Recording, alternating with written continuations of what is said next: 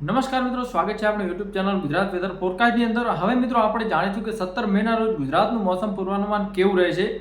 તો મિત્રો ખાસ વાત કરીએ કે જે ગુજરાતમાં સમગ્ર ગુજરાતની વાત કરીએ તો 17 મેના રોજ જે ગુજરાતના તમામ વિસ્તારો છે ત્યાં પવનની તીવ્રતા 8 થી 12 કિલોમીટર પ્રતિ કલાકની જોવા મળે છે, જેના કારણે એક તરીકે જે ગરમીમાં આપણને થોડી રાહત જોવા મળશે. પણ જે ઓભ અને બફારો છે તેનો તેજ જોવા મળશે, કારણ કે ગરમીના કારણે પ્લસ જે ભેજવાળા પવનોના કારણે બફારો થોડો આપણને તીવ્ર જોવા મળી રહ્યો છે. કારણ કે જેમ આપણે જે ચોમાસું શરૂ થતું હોય છે અને જ્યારે પહેલો વરસાદ પડે છે ત્યારે બફારો જેમ થાય છે તેવી જ રીતના હાલ જે મોસમી પવનો છે તેના કારણે જે બફારો જોવા મળે છે, જે એક તો જે સૂર્યના કિરણો તપતા હોય છે અને સાથે સાથે આવો જે ભેજવાળા પવનો ગરમ થતા હોય છે તેના કારણે આપણને ઓભ અને બફારો જેમ કે ઉકળાટ આપણને જોવા મળતો હોય છે.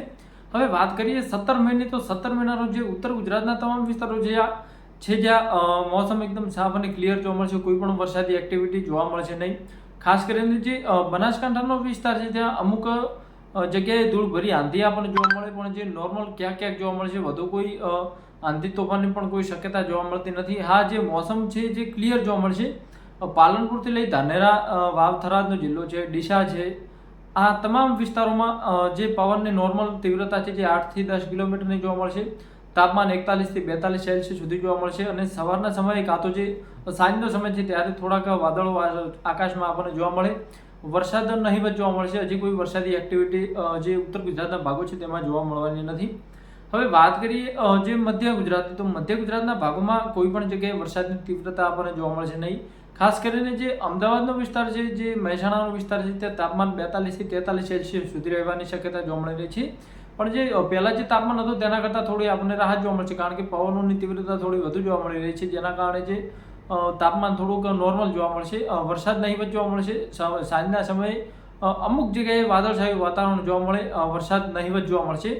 દક્ષિણ ગુજરાતની વાત કરીએ તો દક્ષિણ ગુજરાતના તમામ વિસ્તારોમાં ક્યાંક ક્યાંક આછા પાતળા વાદળો જોવા મળે, વરસાદ નહીવત જોવા મળશે, કોઈ પણ વરસાદી એક્ટિવિટી જોવા મળશે નહીં. તાપમાન 42 સેલ્સિયસ સુધી જવાની શક્યતા જોવા મળી રહી છે, કારણ કે જે પવનની સ્પીડ છે જે અમુક દિવસોમાં ઘટતી જોવા મળે છે. જેમ 17 મેના જે પવનની તીવ્રતા છે તે દક્ષિણ ગુજરાત તરફ થોડી ઓછી જોવા મળશે, જેના કારણે કોઈ પણ વરસાદી એક્ટિવિટી જોવા મળશે નહીં અને પવન પણ નોર્મલ જોવા મળશે. અને પવનના કારણે જે થોડુંક તાપમાન છે જે તેમાં ગિરાવટ જોવા મળશે, વધારે કોઈ એક્ટિવિટી જોવા મળે છે નહીં. પણ સૌરાષ્ટ્રના અમુક વિસ્તારો છે ત્યાં વાદળછાયું વાતાવરણ આપણને જોવા મળે. કોઈક જગ્યાએ થોડાક ઘાટા એવા ઘટ વાદળો પણ જોવા મળે. વધારે કોઈ વરસાદની શક્યતા નથી, પણ જે ઘટ વાદળો અમુક સમયે જે વીજળી ચમક થઈ શકે છે, ગાજવીજ થઈ શકે છે અને ક્યાંક ઝાપટા સ્વરૂપે વરસાદ પડી શકે છે. પણ જે કોઈ એક્ટિવિટી જો પવનો આના આભારી રહેશે, જે અરબ સાગરના પવનો આવતા હોય છે તે જો લગાતાર આવતા રહેશે તો વાદળછાયું વાતાવરણ થોડા સમય માટે જોવા મળશે. બાકી મોસમ ક્લિયર જોવા મળશે. ક્યાંક સાંજના સમયે વાદળો જોવા મળે, કોઈ વરસાદની એટલી તીવ્રતા જોવા મળશે નહીં. અને જે નોર્મલ તાપમાન છે જે 40 થી લઈને 42 સેલ્સિયસ સુધી જોવા મળશે. પણ જે ઉકળાટ છે જે તમને થોડો પરેશાન કરી શકે છે, જે આપણા જે પવનો આવી રહ્યા છે ભેજવાળા, તેના કારણે થોડો ઉકળાટ વધુ જોવા મળશે. કચ્છની વાત કરીએ તો કચ્છના તમામ વિસ્તારોમાં મોસમ એકદમ ક્લિયર જોવા મળશે, પણ સાંજના સમયે વાદળછાયું વાતાવરણ ક્યાંક જોવા મળે. અને જે સવારના સમયે 8 થી લઈને 10 વાગ્યા સુધીનો જે સમય છે ત્યાં આકાશમાં તમને ફોગ ટાઈપના વાદળો જોવા મળે, જે આપણે અરબ સાગરના પવનો આવી રહી છે તેને આભારી છે. જે મોસમી પવનો દર્શાવે છે કે મોસમી પવનો કઈ કઈ જગ્યાએ હાલ પહોંચી રહ્યા છે, તે મોસમી પવનો થકી જે વાદળો બનતા હોય છે તે તમને થોડા નજરે પડી શકે છે. સુરત અને વડોદરા સાઈડ જે વલસાડનો વિસ્તાર છે તમામ વિસ્તારોમાં ક્યાંક ક્યાંક વાદળછાયું વાતાવરણ જોવા મળે. બાકી મોસમ એકદમ સાફ, આખો દિવસ ચોખ્ખું હવામાન જોવા મળશે અને પવનની તીવ્રતા પણ ત્યાં નોર્મલ જોવા મળશે.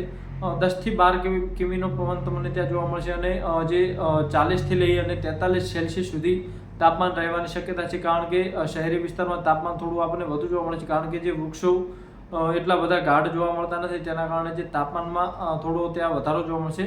અને જે આપણે વાત કરી કે મધ્ય ગુજરાતમાં જે અમદાવાદનો વિસ્તાર છે ત્યાં પણ જે વૃક્ષોનું પ્રમાણ સાવ ઘટી ગયું છે, તેના કારણે તાપમાનમાં જે વર્ષે વધારો થતો જાય છે. તો થોડા આપણે એક માનવ રૂપે થોડાક વાવેતર કરીએ, જે વૃક્ષો ઉછેરીએ, તેનાથી તાપમાન આપણે કંટ્રોલ કરી શકીશું. આજ માટે આટલું જ. વિડીયો પસંદ આવે તો લાઇક, શેર અને સબસ્ક્રાઈબ કરવાનું ભૂલશો નહીં. ધન્યવાદ.